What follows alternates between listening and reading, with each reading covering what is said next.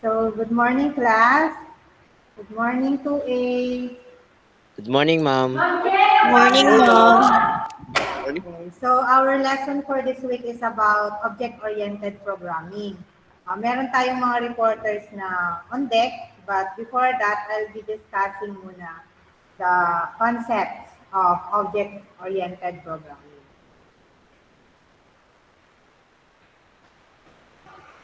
So, topic included. So, introduction of object-oriented programming. We will be discussing the history of object-oriented programming in PHP. And then the procedural versus OO coding style, benefits of object-oriented programming, some basic OO terms, and then the general coding conventions.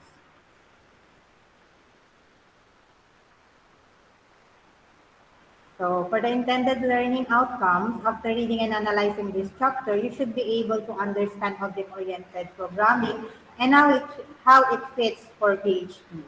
Learn some benefits of our procedural and functional programming. So we had this OOP versus procedural programming. So actually, PHP is one of the most scripting language of the last couple of years. So almost 60% of web servers are running on Apache with PHP. It is so popular that millions of websites and web applications are developed every month using PHP. Like for example, is yung Facebook. Yan, that is one of the very famous na application na ginamitan ng PHP. And then PHP started its journey as a simple replacement for Perl. And in a few years, it became tremendously popular and powerful. Procedural programming means that writing code without objects. Yan, kasi yung procedural kasi natin, um, hindi ka gumagamit ng object, hindi ka gaya ng object-oriented. We really need to instantiate an object para mahati-hati yung mga works or nagkakaroon siya ng maraming files para mas madali yung para mas madaling edit or matapos yung isang program. And then in procedural programming also, it consists of codes with or without routines. Yan. So with or without routines. And next. So object-oriented programming or OOP refers to language that use objects in programming. And object-oriented programming aims to implement real-world entities like inheritance, hiding, polymorphism, many more in programming. And OOP enlightens any language. It enlightens any language for better coding, for best performance, and for writing very big projects without worrying a lot about managing them. OOP also gives you facilities to create reusable objects that you or other developers can use in their projects without reinventing them again and again. And then yung OOP kasi, it removes the hassles and difficulties of writing and managing big applications. Yan ang example ko, yung Facebook. It is a very big application. So hindi lang iisa yung programmer na gumagawa dun sa PHP na yon. Kumbaga ay dun sa file sa application na yon. Kumbaga sa Facebook application na yon, maraming silang mga programmer na nagtutulong-tulong para mas madali yung update. Diba laging nag-update yung Facebook natin? Laging nag-update yung Messenger yan. Diba magka-connect si Facebook at si Messenger. Maraming programmer yan. Hindi lang yung isa yung nag-develop. Hindi lang isa yung nagplano. Hindi lang isa yung nag-program. Marami yan. Nakate-hate yan. So, yun yung kagandahan ng object-oriented programming. They can divide equally the works para mas mabilis yung updation, para mas madaling ma-update yung isang application. Or sa pagbuo na lang ng isang project or isang system, if you divide it equally to the programmers in the group, mas mabilis yung pagkakadevelop nun. Next. Yan. So, we have this object-oriented programming concepts. The aim of object-oriented programming is to bind together the data and the functions that operate them on them so that no other part of the code can access this data except that function. So, ang object-oriented programming natin, sikat dito ang mga function or what we call methods. Yan. So marami tayong mga methods, and when we can call those methods, we can encapsulate those methods, mga ganun. So napapaganda talaga yung isang paggawa ng isang system if you learn how object-oriented really works. So we had the class. Yan. So class, objects, data abstraction, encapsulation, inheritance, polymorphism, dynamic binding, and then we had also the message passing. So what is a class? So a class is a user-defined data type. It consists of data members and member functions. Yan. So may mga data members siya, and then data and member functions which can be accessed and used by creating an instance of that class. So ano ba yung instance of the class natin? Yung object yon.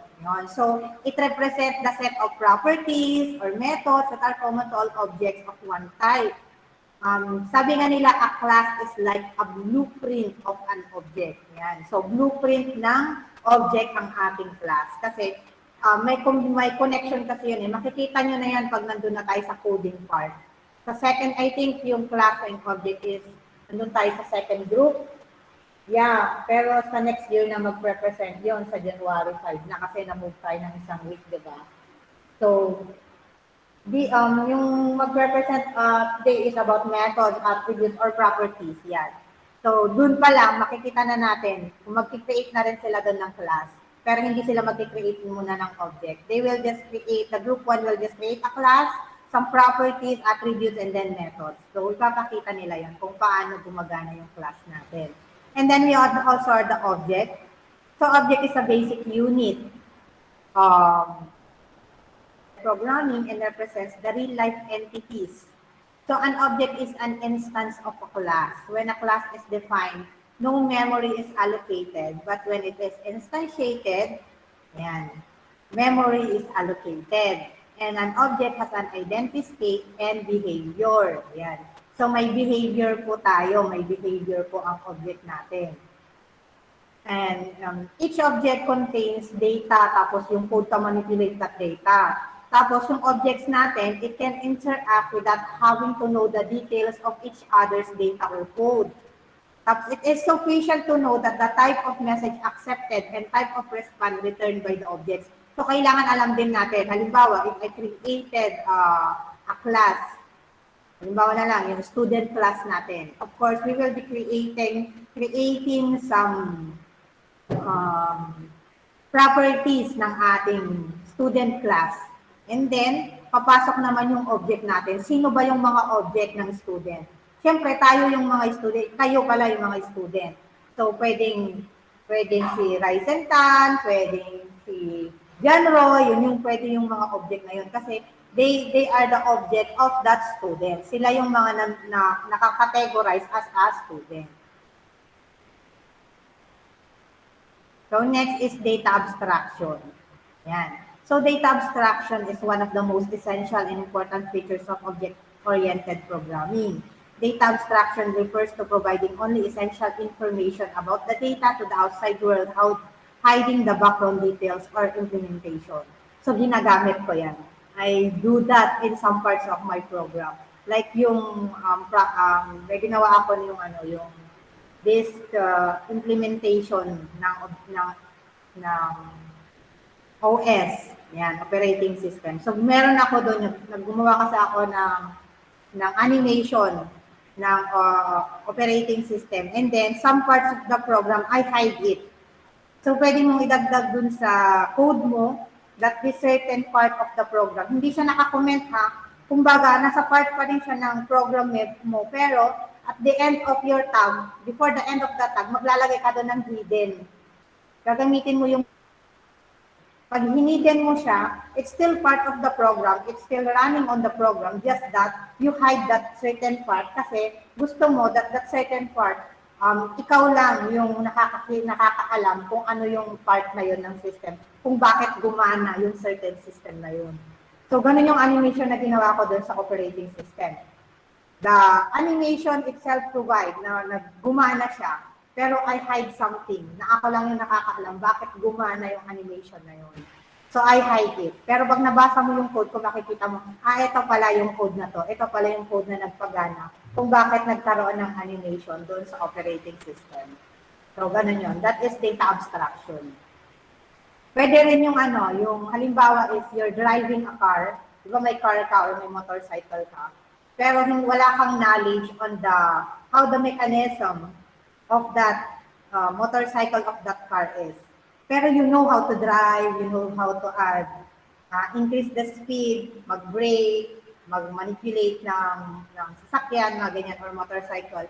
Pero, the implementation of the mechanism of that motorcycle or that car is hindi mo alam kasi nakaka-hide din yan, hinide din yan ng Ang nakakaalam din yan, yung mga mechanics na nag-develop or bumuo ng motorsiklo na yan. So, parang ganun yung data abstraction natin. Next, we had also the encapsulation. So, encapsulation is defined as the wrapping up of data under a single unit. It is the mechanism that binds together code and the data it manipulates. So, in encapsulation naman, the variables of data of a class are hidden from any other class and can be accessed only through any member function of their class. Tapos, in which they are a member of the class, in which they are declared. Yan, kung saan sila na-declare. Yan. So, kahit na naka-hidden siya, kumbaga may combination si data abstraction natin at saka si encapsulation. Kasi yung pag-hide din yan ng mga data, nagagawa din yung encapsulation natin. So, there's pagkapareha ng data abstraction and encapsulation. Yan yung tatandaan ninyo. Yun nga lang kasi, pagdating kay encapsulation, yung class naman yung tinatago natin. Yan, yung class. Hindi kagaya ng data abstraction naman is yung mga important features naman yung tinatago. So, that's the difference, ha? Yung data abstraction natin, some important features or essentials of object-oriented programming yung hinahide natin. Pero pagdating ng encapsulation natin, yung class naman po, yung pinatry niyang i-hide, hinahide naman niya para mas maging smooth din yung functionalities and everything, pero they're hiding those classes.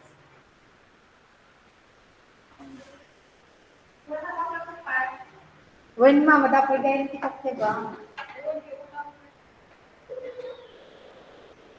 Ikaw mo tinala, gawin lang ko lang. Saglit lang. Thank you. And then we also had the sunod. Inheritance, yan. So, ang inheritance, alam naman natin na namamana, kumbaga. So, ang tawid. So, inheritance is an important pillar of object-oriented programming. The capability of a class to derive properties and characteristics from another class is called inheritance.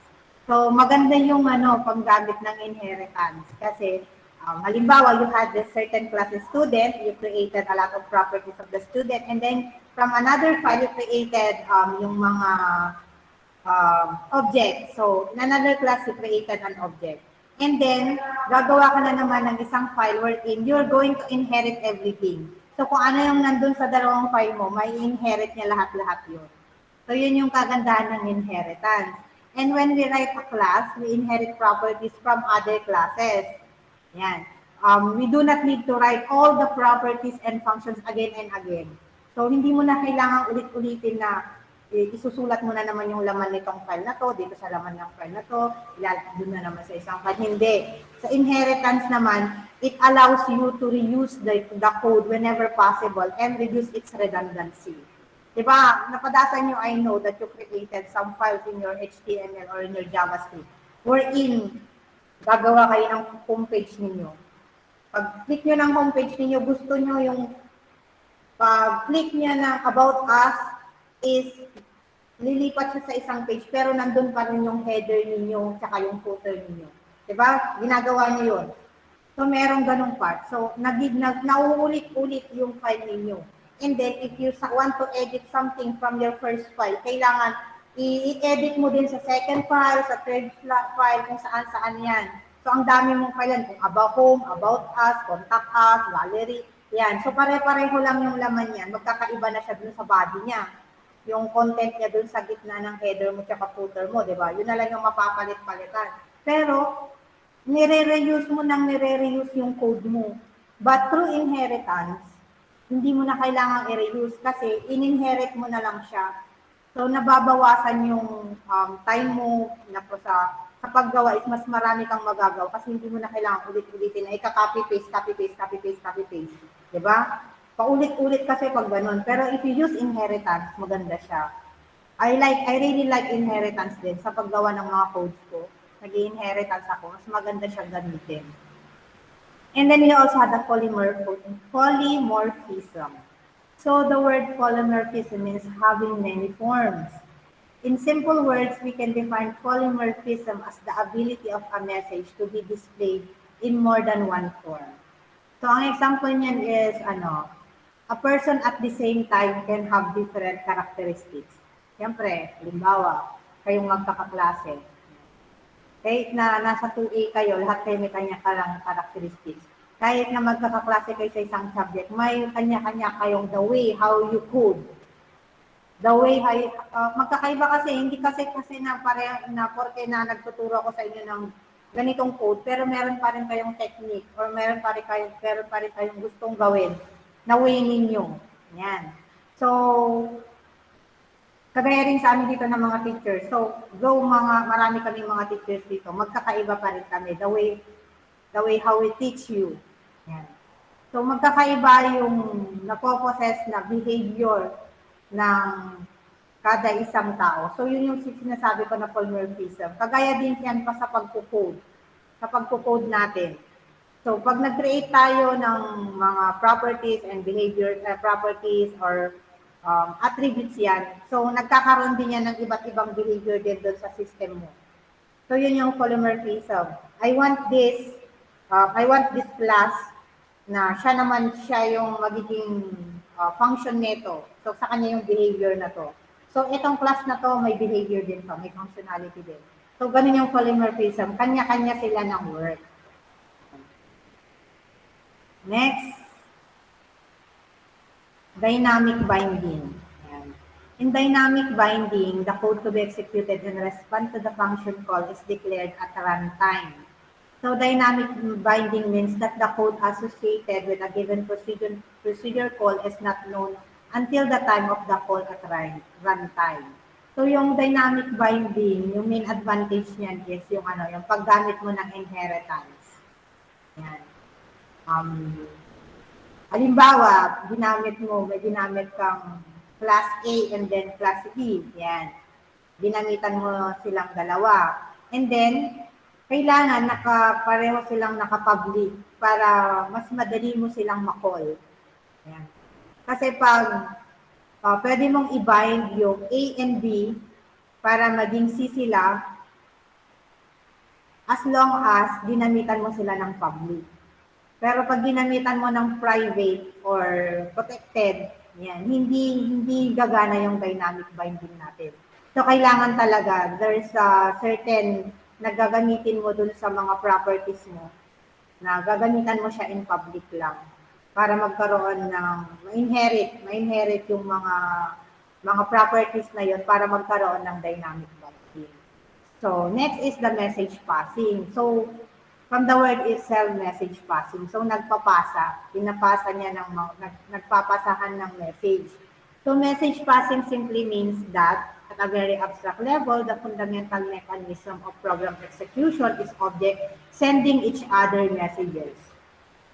The important point is that the name and structure of these messages is not necessarily fixed beforehand in the source code and can itself be additional information.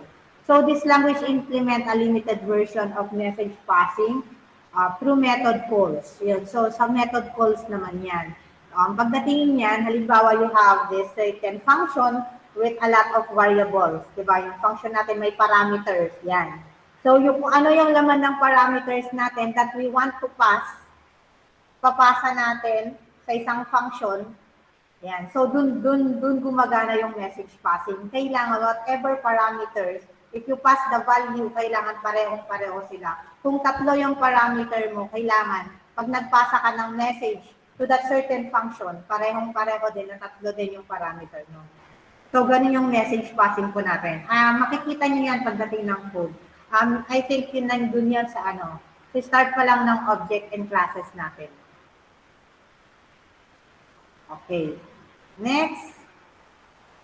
So, history tayo ng object-oriented programming. Basahin ko na lang yan. So, when PHP was developed, it did not implement OO features in itself. So, procedural lang talaga dati ang PHP. But after PHP or FI, when Ziv, Rasmus, and Andy, tandaan niyo sila ha, si Ziv, si Rasmus, and Andy, they wrote the core and released PHP 3. So very basic OO features were introduced. When PHP 4 was released, OO features got mature with huge performance improvement. But the PHP team rewrote the core engine again to introduce completely new object models and release PHP 5. Now there are two versions of PHP being developed. Don't get confused by comparing PHP version with other languages. PHP 5 doesn't mean it is the latest PHP version. Pero yung PHP 5, yun yung ginagamit natin ngayon. And it's really nice. Maganda talaga siya, especially when you're connecting to the database. Yan, pag nag-database na kayo, di ba? You're already calling something from the database. So maganda siya pag ginamitan mo yan ng object-oriented programming. Kung ano yung mga laman ng database mo, ilagay mo dun sa loob ng parameters para ma-call mo yung lahat ng laman ng database mo. So ganun yung object-oriented programming natin. Next, so we had this procedural versus OO decoding style. So since PHP allows you to write code in two flavors, the procedural and then the object-oriented programming, you can even write procedural code in PHP 5 and it will run without any problems. Yun nga lang kasi, di ba sabi ko, if you created or if you develop your system in procedural, ang haba. Nakita ko data na nag-report din ni Toby. Ginawa niyang object-oriented siya, pero ang ginawa niya is, may class din siya, pero may class and object, pero ginawa niyang procedural na nakahilera na siya sa isang file. And then pagdating ng representation, sabi ko, can you create another object and class in this way? Sabi ko gano'n. Tapos trinay niya, sabi ko. Pero sabi niya, ma'am, I give up. I really cannot make it. Sabi niya, hindi niya talaga maran. Kasi ginawa niyang procedural. Kumbaga, nasa index lahat ng file. Basahin mo may sa line of code. How this object has been instantiated. Paano siya na-call. Hindi niya alam explain. Kasi nga nilagay niya lahat. So, nag-base kasi siya sa W3 school. Huwag tayong mag-base sa W3 school kasi old style of object-oriented programming ginamit dun. Ilagay lang siya sa isang file. Kailangan dun ka sa object-oriented programming wherein the index is separated from the different classes. Mas maganda yun. So, I'm going to create this class connected. So, para kung ano yung inedit mo kay class is ipapasok mo na lang siya kay index. So, kung marami kang class, mas madali mo na lang siya i-edit kasi class by class siya. Yan. So, in procedural programming, program is divided into small part called function. Yan. Yung function natin or what we call methods. Tapos in object-oriented programming naman, it is divided into small parts called objects. So, in every object natin, yan, yung function natin, makikreate lang siya dun sa ating index. And then, sa mga objects natin, pagdating na ng mga classes natin, i-call na lang natin yung mga function na yun. And then, in procedural programming, it follows down approach. So, top-down siya. Top-down approach. From top, pababa. Pero in programming, it follows bottom-up approach. So, from bottom, pataas naman siya. In procedural, there is no access to specifier in procedural programming. But in object programming, we have access to specifiers like private, public, protected. Yan yung sinasabi ko kanina.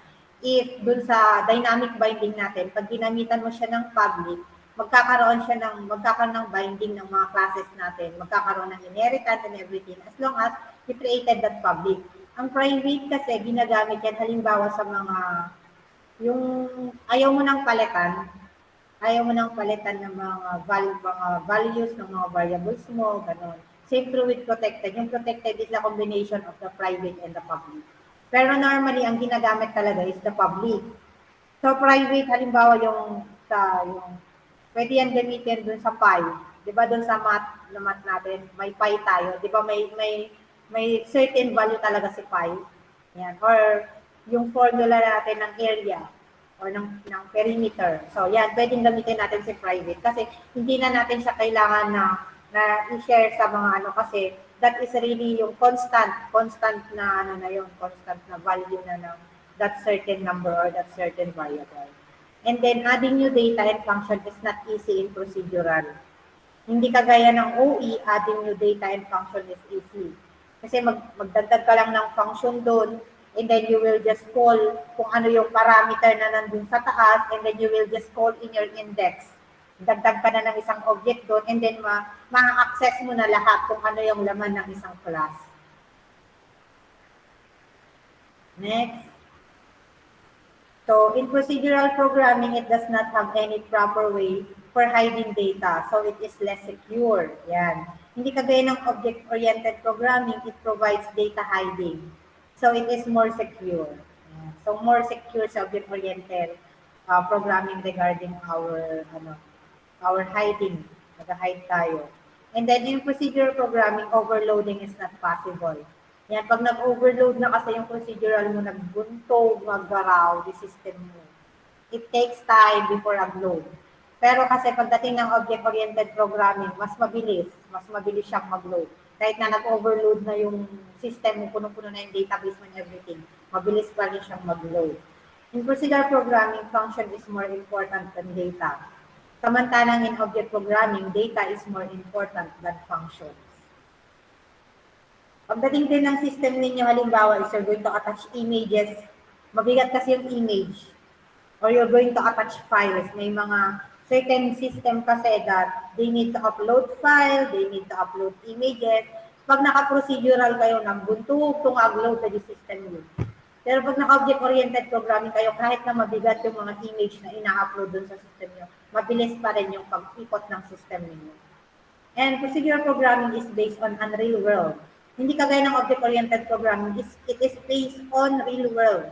Kasi nga, di ba, yung dun sa properties natin, we use the nouns. It represents real world yung mga nouns natin. And then pagdating ng function natin, it is sa verb naman yung mga function natin or mga methods natin. Di ba yung verb are action words. So pagdating ng function natin, nagkakaroon na ng action. Nagkakaroon na ng action yung system natin. Yan. So we also had the benefits of object-oriented programming. Yan. So reusability. Yan yung in-explain ko kanina. So pwede pwede mong gamitin ang different classes mo para mas mabilis at paggalaw ng flow ng yung system. So reusability, an object is an entity which has bundles of properties and methods and can interact with other objects. So an object can be sufficient or it may have dependencies over other objects, but an object is usually developed to solve a specific set of problems. So when other developers suffer from the same set of problems, they can just incorporate your class to their project and use it without affecting their existing workflow. Tama. Kasi if I had this kind of system, halimbawa is online enrollment system of BSIT, I have this student class and I have this teacher's class. And I just want to edit this teacher's class. Yan. So pagdating ng mga student account, kahit na under maintenance yung teacher's class, nakikita pa rin ng mga student yung mga files nila, yung mga namamanipulate pa rin nila yung student portal kasi nga hindi ko naman ginalaw yung class ng student. Pero pagdating lang ng mga teachers, yun lang, nagkaroon ng maintenance. Pero at least yung flow pa rin ng system, it's still working. Just that merong part doon na ka-maintenance lang. Hindi yung, pag gumamit ka kasi ng procedural, once you touch something in the system, hindi gumana, buong system hindi nakagana. Ganun kasi ang procedural. So, refactoring. When you need to refactor your projects, OOP gives you the maximum benefit. So, refactoring is comparatively easier. Because of all objects are small entities and contain its properties and methods as part of itself. Kasi nga, maliliit kasi meron tayong mga ginamit kasi ng mga properties and methods ganyan. So, pwede natin i-refactor yung mga properties and methods natin. Then, extensible. Ayan. So, if you need to add features to your project, you can achieve best results from OOP because extensibility is one of the core features of object-oriented programming. So you can refactor your object to add the feature. So pwede mo siyang i-refactor para magkaroon ng um, um, tawag dito, if you refactor your objects, yan, and then itetest mo yung compatibility, doon naman papasok niyan yung extensibility ng system mo. Yan. Kasi pag nag-inherit ka, halimbawa, from other classes, yan. Pag nag-inherit ka, mas magiging maganda yung exposure ng system mo, yung mga features niya. So lalabas yung kagandahan ng system mo. And then next is maintenance. So, sabi ko nga kanina, di ba? You divide your work or you divide the class into many programmers. Kapag may maintain, mas madali yung maintenance. Kasi pag meron kang in-update sa mga programs mo or sa system mo, I want to edit this class only. Ayan. So mas mabilis. Mas mabilis yung pag-maintenance. So object-oriented code is easier to maintain because it follows somewhat strict coding convention and is written in self-explanatory format. Yan. For example, pag yung isang developer gusto niya na i-debug yung application or yung software, yan, mas madali niyang mahanap kung saan ba dapat na ayusin or mas madali niyang makita kung saang part ng system yun na kailangan niyang i-debug or kailangan niyang i-refactor. Kasi nga, di ba, nahati-hati. So, yun yung kagandahan ko ng object-oriented. Yan. So, mas maganda talaga, pag may mga system na kayong ginawa and they already group you, i-divide nyo ng, mas maganda i-divide nyo yung trabaho ng bawat isa. Para mas mabilis at pag nag-merge na yung mga codes ninyo, is mas madali na siyang gawin. And then efficiency. So the concept of object programming is actually developed for better efficiency and ease of development process. So several design patterns are developed to create better and efficient code. So moreover, in object-oriented programming, you can think of your solution in a much better approach than procedural programming kasi you first split mo muna yung problem into a small set of problems and then find solution for each of them. Mas mabilis na ma-solve yung problem ng isang system pag nahati-hati siya. So, hindi mo talaga maiiwasan yung nahati-hati. Ganun kasi object-oriented programming. Kailangan nahati-hati siya para mas mabilis yung efficiency ng system niyo. Next is some basic OO terms. Yan. So dito, basahin ko na lang to kasi kayo naman yung mag-i-explain kasi part na yan ng mga reports nyo. Yan. So a class is a template of an object. Yan. A class contains the code which defines how an object will behave and interact with each other or with it. And then a property is a container inside the class which can retain some information.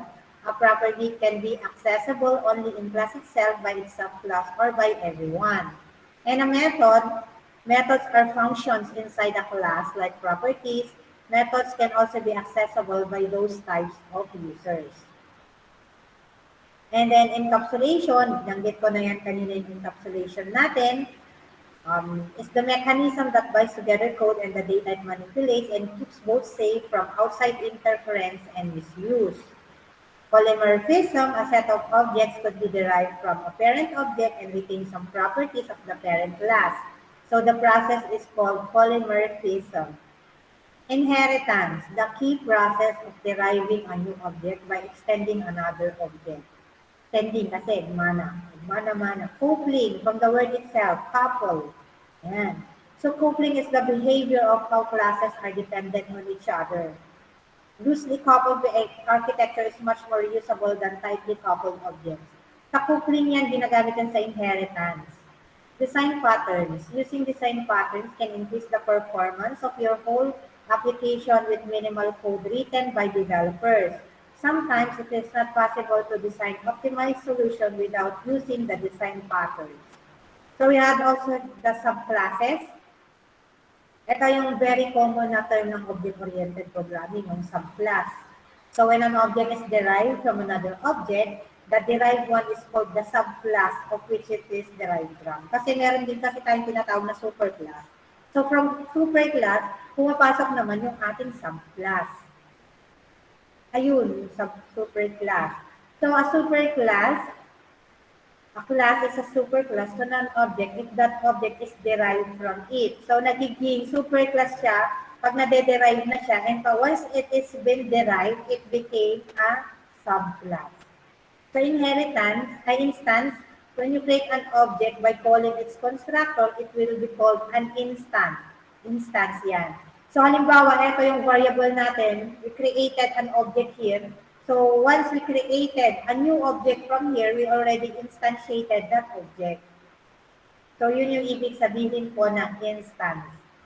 To instantiate it, we created a new object class. So we had also this general coding convention. In single PHP file, whenever we write more than one class at a time, out of the scope of that class, we will not write any procedural code. We will save any class with a proper naming convention. Never mix the case in file names. It creates ugly application structure. Go ahead with all small letters. So we will always use camel case while naming our classes. So meron tayong tinatawag na camel case, meron din tayong Pascal case. So pagdating ng object-oriented programming, camel case lang po yung gagamitin natin. So mas maganda if you created a class, make sure that whatever object you created, whatever properties, attributes, and functions na i-create mo, may connection dun sa class mo. Hindi ka gagamit ng class ng student, tapos pagdating mo ng properties is hello, hi, ganyan. And then pagdating mo ng object niya is gagamit ka na lang ng kung ano-ano. Mas maganda that if you created your system na, kung ano yung class mo, there's always a connection between the properties, between the function, and between the object. So I think this is the last part of my presentation. Ready na ba yung mga reporters natin? Reporters, may question pala regarding the concepts of object-oriented programming. Do you have any question, class? Class, may question? Ala, walang sama tagdang-dungag kanya. Wala po, ma'am. So, may I call the reporters? Korea, Cabalo, Acosta, and Riventan. Nandiyan na ba kayo? Yes, ma'am. Yes, ma'am. Okay, pag-ready na, wait lang. I'll be stopping the presentation. Yes, ma'am. And then, screenshot ko muna.